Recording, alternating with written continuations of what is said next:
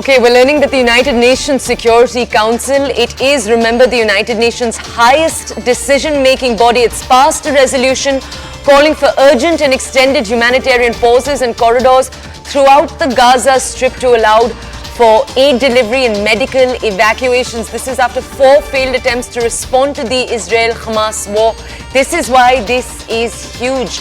Remember, the UNSC has 15 members. Of those 15 members, you have 5 permanent members that can typically block any resolution. The United States right now, right in focus, because it is the US in these 5 members that has stood by Israel in the strongest terms. The United States in this case chose to abstain. The UK, the US, Russia all abstained. All of the other countries, 12 other countries voted in favor. No one voted against. Now, my colleague Siddhant is with us right now to bring us reactions to this entire story and bring us more context. Siddhant, I believe an Israeli ambassador has already called the resolution disconnected from reality and meaningless. Siddhant, we've talked a lot about the United Nations in the last few days. The UNSC, of all the United Nations different bodies, is perhaps the strongest and most effective. Is that a correct summary? Is this actually disconnected from reality and meaningless, as the Israeli ambassador is calling it, or could it actually have effect? Well, that's absolutely right, Toya. In fact, you rightly said in the beginning that it's the top decision-making authority, and perhaps it also holds legal binding.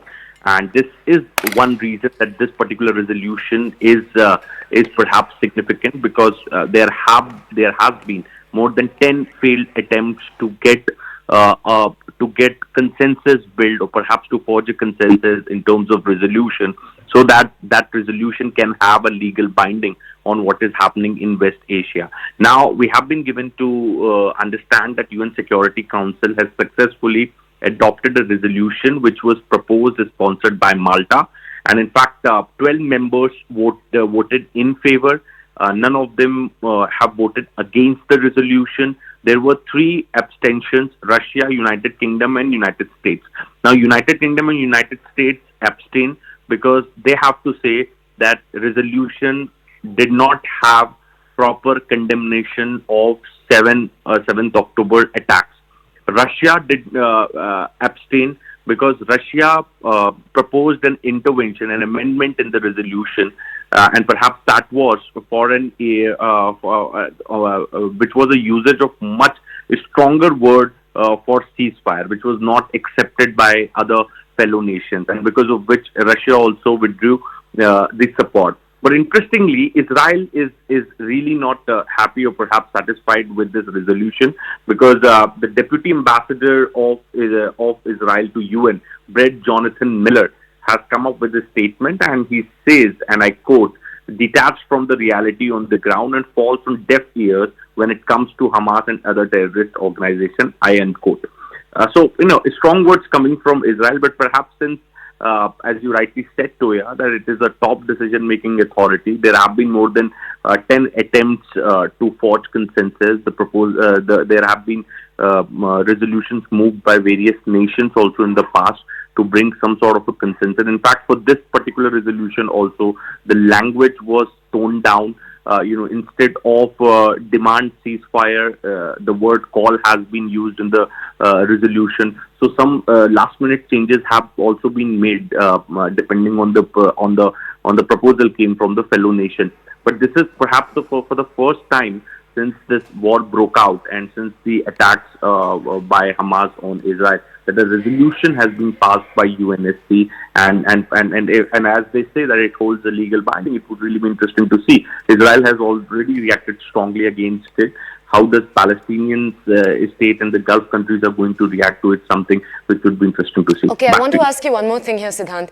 The big disagreement we were seeing play out right now, the most recent chapter in the set of disagreements, was the definition of a pause. Israel saying they were ready for short, brief pauses. The United States eventually asking for longer pauses. It took them time also to arrive there in their language. I just want to understand from you, Siddhant, what will this actually mean? Because as as we speak, the death toll has risen to 12,000 plus people. The situation grows more and more urgent in the Gaza Strip. Effectively, we know the US now is perhaps ready to put pressure. They've come out on a public forum. They've abstained in this resolution that we're talking about right now. But what does this actually mean? Are we going to see the continued building up of pressure on Israel? And could Israel potentially buckle, or do you not see that happening? No, that's absolutely right. Look, US has two obligations to make. One is to stick with what Israel is doing, given the long-standing history that US has with Israel, and perhaps that is a core of their foreign policy. Then also there is a growing concern of the humanitarian crisis, as you rightly said. Now, this time around, when this particular resolution was being passed to the Russia was demanding ceasefire, but it was changed to pause. So the language was toned down, and that is one reason that Russia decided to abstain. So all these other nations have been asking for a complete ceasefire, and even the West Asian countries have been asking for a ceasefire. But what US and Israel has been talking about is humanitarian pause.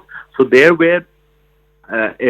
is the difference in the language, and in geopolitics, especially in these situations, the language is a very important, perhaps plays a very important role, because it also defines and gives a background of your foreign policy, and the direction on which the foreign policy of any country is going on. So America has been calling for a pause. America has been demanding for a pause, but the West Asian countries, including China, Russia, and in fact the other countries, have been asking for a ceasefire. So there were differences were, but as far as this particular resolution is concerned, it calls for a humanitarian pause. At the same time, it also talks about the humanitarian crisis going on in Gaza, and that is the reason that the Israeli deputy ambassador to the United Nations is angry, and perhaps says that it only focuses on what is happening in Gaza. Okay, all right. Siddhant, thank you for bringing us up to date with that situation. I'll ask you to stay with us. Let's move on right now to one reaction coming through in this story. This is, I believe, a ground report. Take a look. I am in the Shifa hospital, as you can see from the sign behind me, and as you can clearly see from the building. We are going to do a one-shot video. One shot, no editing, of all of the evidence that we have found just now in this building of the Shifa hospital.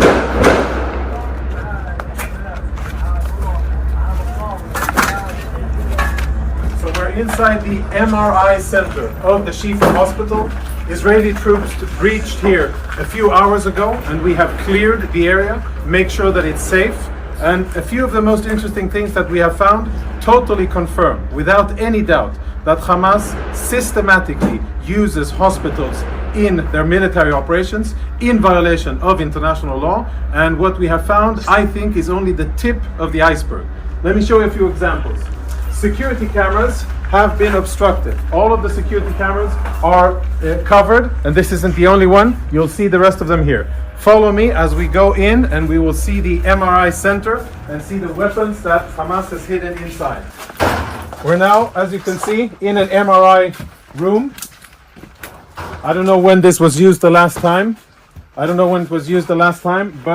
it is definitely an MRI machine. And if you follow me behind the MRI machine, I'll show you what our troops exposed just minutes ago.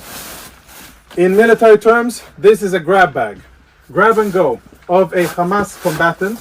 And if you zoom in and we get some light over here, what you will be able to see is military equipment. There is an AK-47, there are cartridges, ammo, there are grenades in here, of course uniform, and all of this was hidden very conveniently, secretly behind the MRI machine. Okay, I do want to point out that Gaza officials have responded by saying that video was staged. They've also said